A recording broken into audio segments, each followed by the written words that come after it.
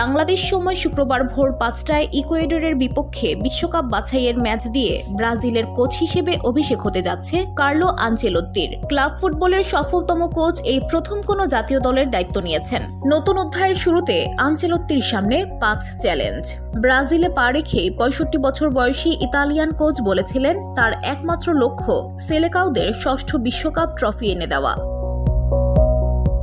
সেজন্য সবার আগে ২০২৬ বিশ্বকাপে খেলা নিশ্চিত করতে হবে ব্রাজিলকে। ১০ দলের লাতিন আমেরিকা অঞ্চল থেকে শীর্ষ ৬ দল সরাসরি খেলবে ২০২৬ বিশ্বকাপে। ৪ ম্যাচ বাকি থাকতে পয়েন্ট টেবিলের ৪-এ আছে ব্রাজিল। এবারের আন্তর্জাতিক বিরতিতে ইকুয়েডর ও প্যারাগুয়ের বিপক্ষে জিতলে বিশ্বকাপের টিকিট পেয়ে যাবে আনচেলোত্তির দল। আনচেলোত্তির দ্বিতীয় চ্যালেঞ্জ বিশ্বমানের একজন সেন্টার ফরওয়ার্ড খুঁজে বের করা। ব্রাজিলের বর্তমান দলে রোনালদো বা রোমারিওর মতো কোনো গোল মেশিন নেই। বসুন্ধরা, উত্তরা, বনশ্রী, কুড়িল ও বাড্ডা সহ রাজধানীর বিভিন্ন স্থানে অভিজাত ও অত্যাধুনিক মানের ফ্ল্যাট কেনার এক নির্ভরযোগ্য প্রতিষ্ঠান প্লেজেন্ট প্রপার্টিজ লিমিটেড। তাই আপনার স্বপ্নের আবাসনের জন্য আজই যোগাযোগ করুন। Pleasant properties limited, where destiny matches eventually।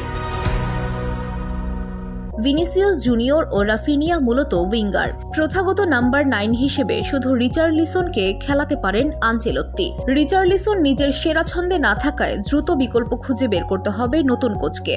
সৃষ্টিশীল মিডফিল্ডারও খুঁজে নিতে হবে আনচেলোত্তিকে। ব্রাজিলের পতনের অন্যতম কারণ মাঝমাঠে সৃষ্টিশীলতার ঘাটতি। রিয়াল মাদ্রিদে আনচেলোত্তির ভরসা ছিলেন টনি ক্রুস ও লুকা মদ্রিচ। ব্রাজিল দলে এমন কেউ নেই। ডিফেন্সিভ মিডফিল্ডার কাসেমিরোকে দিয়ে আপাতত কাজ চালাতে হবে আনচেলোত্তিকে। ব্রাজিলের নরবরে রক্ষণকে চীনের প্রাচীর বানাতে কাফু ও রবার্তো কার্লোসের মানের ফুলব্যাকও লাগবে আনচেলোত্তির। শেষ চ্যালেঞ্জ হবে সুন্দর ফুটবল উপহার দিয়ে সমর্থকদের আস্থা পুনরুদ্ধার করা। VOD Bangla news desk.